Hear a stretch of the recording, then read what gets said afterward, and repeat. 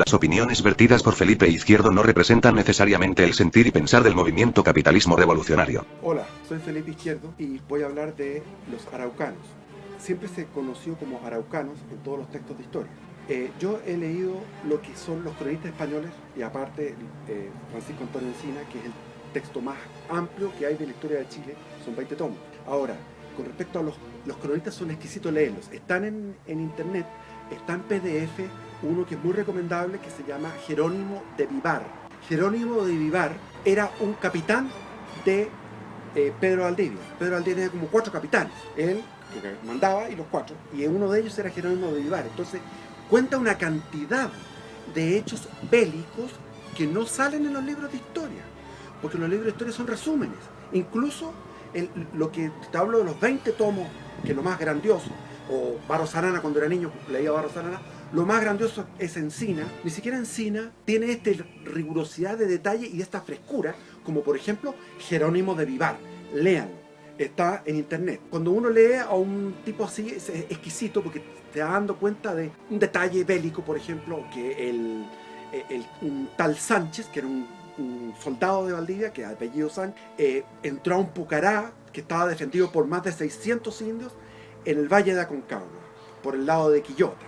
Y resulta que ahí el tipo entró con tal osadía, con su caballo, con tal temeridad, que los indios pensaron que estaba como embrujado, entonces se salieron arrancando. Entonces ese tipo de cosas extrañas. Recomiendo también ver la película de Werner Herzog, con Z, Zog. Werner W. es un cineasta alemán que tiene una película que aparece en internet, en YouTube, que se llama Aguirre, la cólera de Dios. Los links van a estar en la descripción. Cuando ustedes vean esa película, que está actuada por Klaus Kinski, es una película en alemán, y tú piensas que no hay ninguna contradicción de que estos españoles hablaran alemán, porque lo que vino a conquistar el Nuevo Mundo, América, fueron calculados entre 5.000 y 10.000 españoles que eran godos, eran descendientes de los visigodos. Los visigodos fue un pueblo, una tribu alemana, germánica, que era aproximadamente 500.000, que se impuso en la península ibérica sobre 6 millones de iberos, de romanos en el fondo, de gente que se había mezclado durante el Imperio Romano, que eran cartagineses, etc., celtíberos, etc. Esta cúpula visigoda se mantuvo en el tiempo, y fueron, porque era el espíritu de estos caballeros que habían luchado durante 800 años contra los musulmanes, recuperando el territorio de España. Estos eran unos caballeros más bien rubios que morenos, eran de sangre germánica, con un espíritu aventurero, a nivel místico, delirante, con un nivel de osadía, que fueron justo la sangre que se necesitó para conquistar América. Y llegaron, se sabe que recorrieron todo el sur de Estados Unidos, México lo conquistaron Perú con 250 jinetes, o sea, no fueron más de 300 los que conquistaron al imperio incaico. Es impresionante. Si tú tienes la Plaza de la Constitución, donde está la moneda, tú juntas 5.000 de estos tipos, los juntas en la plaza, y son entre 5.000 y 10.000, y muchos dicen que son 5.000, no más de eso. Ahora, ¿qué pasó con estos tipos que eran realmente unos superhombres, unos super soldados? Porque cuando se enfrentó, por ejemplo, Francisco de Pizarro a la élite guerrera de Atahualpa, que era el Inca, el rey Inca, en Cajamarca, eran 250 espadachines, liquidaron a 5.000 de lo mejor que tenía el imperio incaico. Y hubo una sola baja, que fue un hombre que quedó manco a fuego amigo, en el fondo, porque uno de los españoles le pasó a llevar el brazo. Y los incas se le arrancando. Entonces pensaba que todo esto era así. Cuando llegaron a Chile, el propósito de Pedro de Valdivia era llegar hasta el estrecho de Magallanes, y ahí fundar una colonia que hiciera comercio con la península a través del Atlántico y conectara con el Pacífico. Pero tenía que fundar antes ciudades, porque las ciudades, al haber una ciudad, había vecinos, y los vecinos podían proclamarlo como el gobernador, porque él no tenía los legítimos títulos. Entonces él salió como un loco, para que vean la película Aguirre, la cólera de Dios, vean a Klaus Kinski, es Pedro de Valdivia. Lo que pasa es que Klaus Kinski representa a Aguirre, que se declaró en contra del rey y quiso hacer... O sea, fue un loco que al final terminó en Venezuela muerto. Y no fue exitoso. Pero Pedro de Valdivia fue gran exitoso a pesar de morir. Pedro de Valdivia llega, se va, no hace la tontera que hizo Almagro, que se fue por el lado del Tahuantinsuyo, que era por el lado este, y cruzó la cordillera por donde estaba Copiapó. Todo es sabido, todo eso, que perdió mucha gente, etcétera, etcétera. Valdivia salió con 14 y con la Inés de Suárez. En total 16 jinetes, más una serie de indios yanaconas que cargaban. Valdivia, sabemos, todos saben la historia, que había recibido de Francisco Pizarro una recompensa en la zona del Alto Perú, en lo que es Bolivia, un tremendo pedazo de territorio, que no sé, un cuarto de país, no tengo idea, pero era una tremenda cuestión. Entonces el tipo podía haberse quedado para siempre en una hamaca, fascinado de la vida, pero él quería lucirse, quería tener fama, eso era lo que él quería, y su lema era: la muerte menos temida da más vida. Así que se fue con 14 y llegó por el camino del Inca hasta San Pedro de Atacama.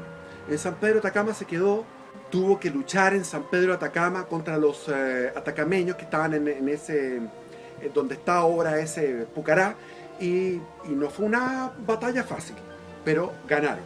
Tienes que entender que eran 14 contra, qué sé yo, 300 guerreros atacameños. Dominada la zona de San Pedro de Atacama, se quedaron ahí un tiempo y llegó Pedro Sancho de la Hoz, o Pero Sancho, no sé por qué le llamaban así, que venía con los títulos reales, legítimos, para ser el que iba a conquistar y a poblar esto. Iba con 200 jinetes, mucho más gente, y bueno, el problema fue que llegó, quiso matar a Pedro de Valdivia, se encontró con Inés de Suárez, fue en la noche al lecho de Valdivia a clavarle puñal, y se encontró con una mujer que era Inés de Suárez, que dijo: ¿qué haces aquí? ¿Quién eres tú?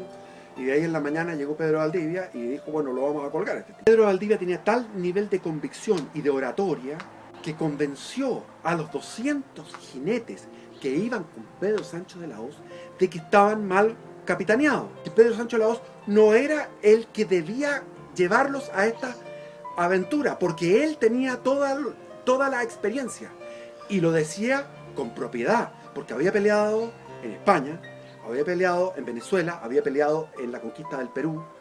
Entonces era un tipo, además que después lo vamos a ver, que a Pedro Valdivia se fue a ayudar cuando hubo una guerra civil en Perú, fue a ayudar y lo nombraron capitán general, y él venció a los enemigos del rey, que se habían independizado, y tuvo una batalla exitosa en Perú. O sea, era un tipo reconocidamente, en general, de mucho pedigrí. ¿Qué pasó finalmente? Se dio vuelta la tortilla y Pedro Sancho de la Hoz terminó ahorcado. El que tenía los legítimos títulos terminó ahorcado, y se fue Pedro Valdivia con más de 200 y tantos jinetes a conquistar Chile.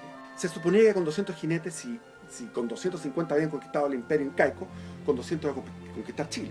Pero no fue tan fácil. Llegó al final del camino del Inca, que era el Cerro Chena. Ahí terminaba el camino del Inca, iba por lo que es la Gran Avenida, seguía por el Paseo Ahumada, y después en lo que es la Avenida Independencia.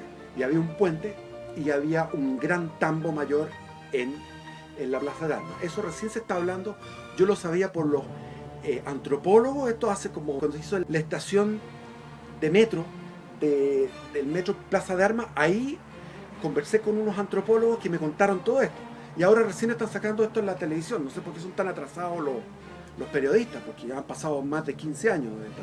En todo caso, lo que hacían siempre los conquistadores, se ponían encima del lugar. Los incas tenían por algo en Santiago el lugar, y ocupó la casa donde está ahora el correo, ocupó esa casa, que era la casa del Mitimae Lonco. Los Mitimae eran las colonias incaicas que dominaban todo este territorio. Entonces el Mitimae Lonco era el jefe de los loncos, que después se deformó en Michimalongo. Michimalongo no era un mapuche, no era un araucano, no era un picunche, era un inca. Y Vitacura, Tabancura eran jefes incaicos que estaban prisioneros en el momento del asalto del 11 de septiembre. El 11 de septiembre de 1541 se produce el asalto de Santiago, donde más de 8.000 indios atacan la ciudad porque estaba en ausencia Valdivia. Valdivia había ido hacia el lado del Cachapoal. Le perdonó la vida a Mitimá del Onco, porque Mitimá del Onco le dio la información donde había oro. Entonces en el estero Marga Marga, donde está en Viña, ahí estaba la extracción de oro y habían sacado más de 100 kilos en pocos meses. Entonces mandó a hacer Valdivia, con trabajo indígena, un bergantín para llevar el oro al Perú. Hay que explicar que estos adelantados, como Pedro Valdivia, como el mismo Pizarro, y todos estos eran empresas privadas. El rey no se metía con ninguna chaucha.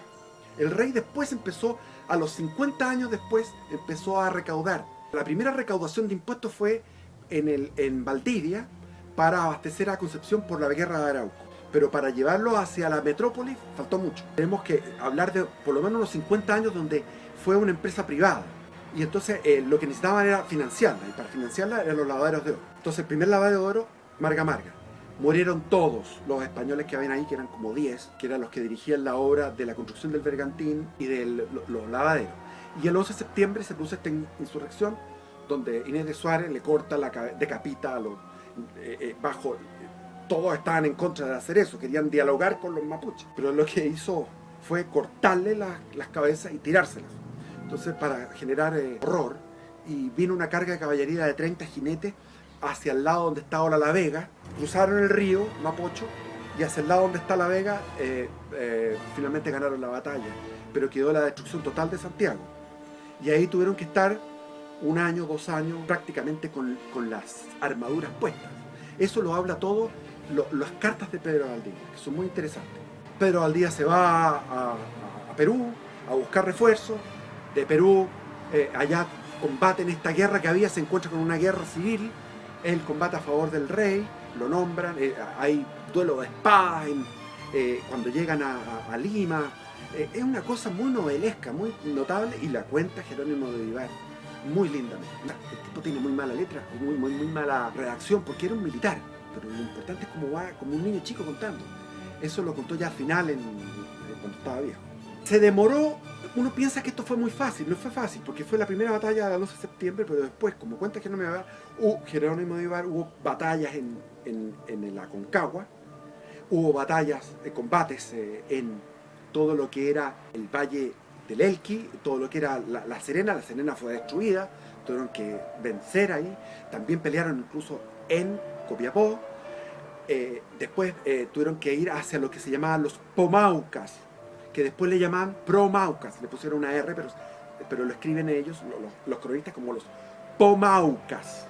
Los Pomaucas eran un tipo de mapuche. Todo esto hablan el Mapudungún desde la Aconcagua hasta Chiloé. Los Pomaucas eran unos tipos que estaban viviendo en los valles como el Cochapoal, el Maule, el Mataquito, etc.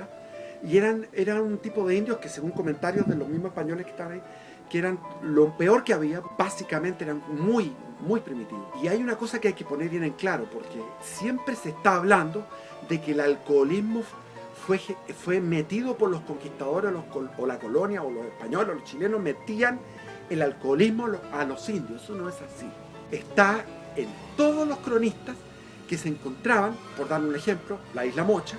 Habían 2 tribus, una en el sur, otra en el norte de la Isla Mocha. Esas 2 tribus eran completamente alcohólicos, y en Arauco y en todas partes eran alcohólicos, pero total, y hasta el día de hoy. Es una cosa ancestral. O sea, no es que nosotros, los blancos, le hayamos inculcado eso. Ellos iban a combatir, a veces, no siempre, pero a veces iban a combatir borrachos. Y todas las ceremonias, y tenían sistemas de fiestas. Cada 2 o 3 días había fiestas de borrachera. Entonces, los Pomaucas se demoraron en conquistar a los Pomaucas también algunos años. Entonces, entre 1541 y 1550 se trata de lo que es una larga novela, muy complicada, donde pasan muchas cosas, donde se dice Pedro Urdemales viene de que Pedro de Valdivia estaba en Valparaíso, que Valparaíso nunca fue fundado, pero siempre existió, ya desde Almagro estaba Valparaíso, y estaban ahí en unas chozas que eran chozas españolas en Valparaíso, en el Valle del Paraíso, lleno de sus palmas.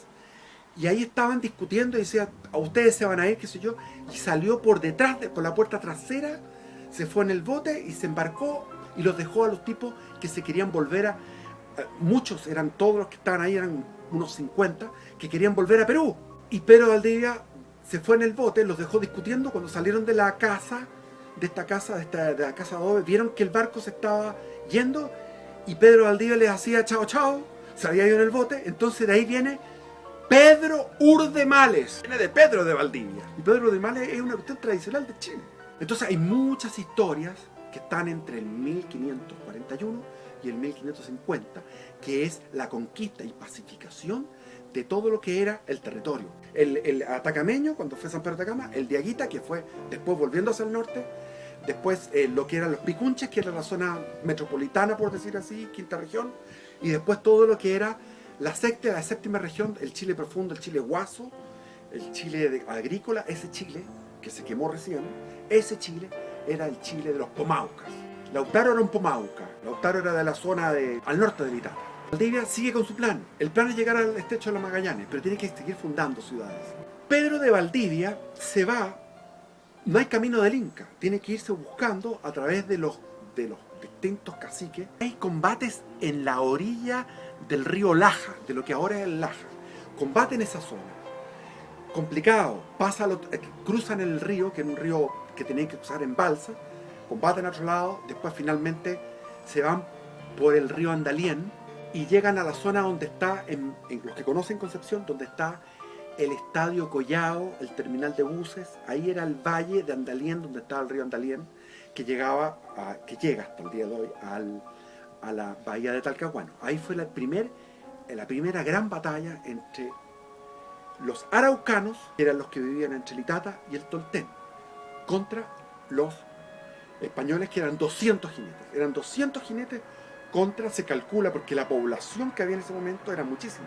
Tanto Valdivia como todos los cronistas hablan de que al llegar a la zona de la bahía de Talcahuano, a la zona del Biobío y toda la zona de Arauco, la población se triplicaba. ¿Por qué?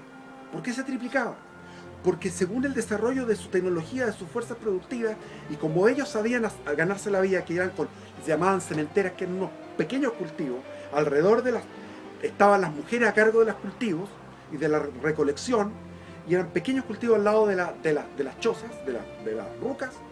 Los indios se dedicaban prácticamente a la cacería y a la guerra. Y tenían esta guerra constante porque era muy superpoblado. Entonces tenía que haber desde el punto de vista antropológico, había una base ecológica fuerte. Pero como era una base ecológica fuerte, es decir, que tenían mucha nutrición, tenían mucho de qué cazar, de qué pescar, de qué mariscar, muchos piñones de araucaria, muchos frutos, etc. Al mismo tiempo podían cultivar sin regar. Por eso que estaba toda la población concentrada ahí. Al mismo tiempo se había ido decantando una población guerrera, porque los que estaban en el mejor territorio eran los guerreros. Ahora, esta gran población, que era más numerosa, al mismo tiempo de ser más numerosa, era 10 veces más beligerante y más guerrera que las otras poblaciones mapuche, que la Picunche, que la Promauca, que la Pehuenche, que estaba en la cordillera, que los huilliches que estaban al sur del Tolten, que era la zona de Valdivia, de Puerto Montt, de Chiloé. ¿Por qué esto? Entonces hay muchas teorías. Yo leí dos teorías, que se me olvidaba una que decía que eran una invasión que vino de Argentina y se metió como una cuña entre medio de los pueblos originarios. ¿Pero por qué hablaban el mismo idioma? Si hablaban el mismo idioma, es que era el mismo pueblo. Entonces era el mismo pueblo que los más guerreros se fueron a través de no sé cuántos miles de años, fueron seleccionándose los más guerreros para quedarse en el mejor territorio, el territorio que permitía vivir con menos tiempo de trabajo y con más abundancia de proteína y de comida, y como cualquier civilización humana, la capacidad procreativa de las mujeres son de 10 niños por vida. O sea, cada mujer tiene un promedio de 10 hijos. ¿Qué es lo que había? Infanticidio como en todas partes, y se generó una cultura muy extremadamente guerrera, porque tenían que disputarse el territorio entre las distintas tribus.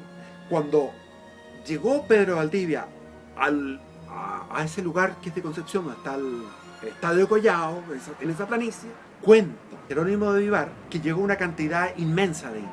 Se calcula que tiene que haber sido por lo menos unos 20.000 indios. 20.000 indios, y eran 200 españoles. y 20.000 indios contra 200 españoles en 1550, batalla de Andalien. Los españoles, un español contra 100 indios, contra 100 araucanos, ganan los españoles.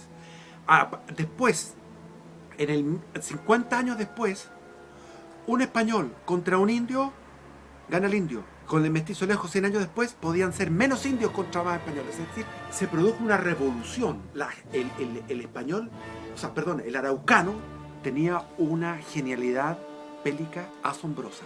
En realidad fue un encuentro, yo lo llamaría, perdónenme una palabra que la ocupan mucho, pero es que es un encuentro cósmico, una cuestión impresionante, donde los mejores guerreros de Europa, que eran los guerreros españoles, que habían vencido, que se habían ido formando durante 800 años de lucha contra los musulmanes, que piensan que si mueren se van a estar con todas las vírgenes, desde siempre han pensado en eso. Y los mapuches no tenían ese pensamiento, que iban a morir con vírgenes, no tenían eso.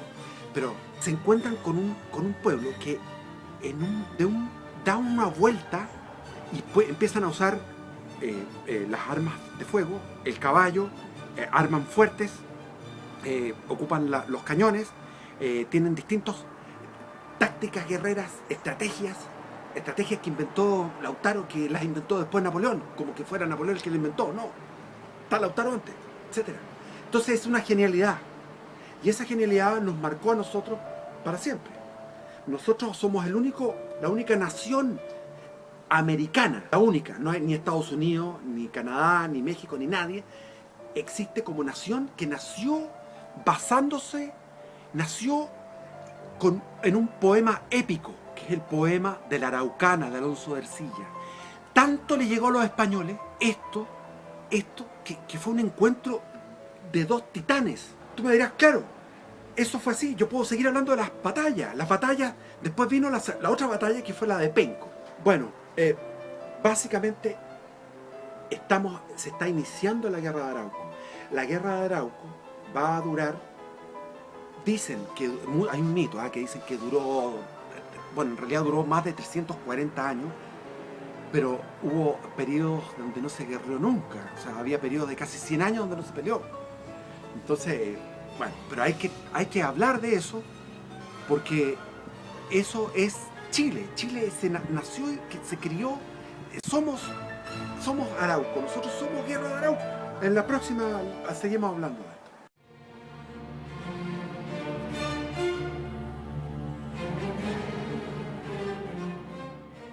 Las opiniones vertidas por Felipe Izquierdo no representan necesariamente el sentir y pensar del movimiento capitalismo revolucionario.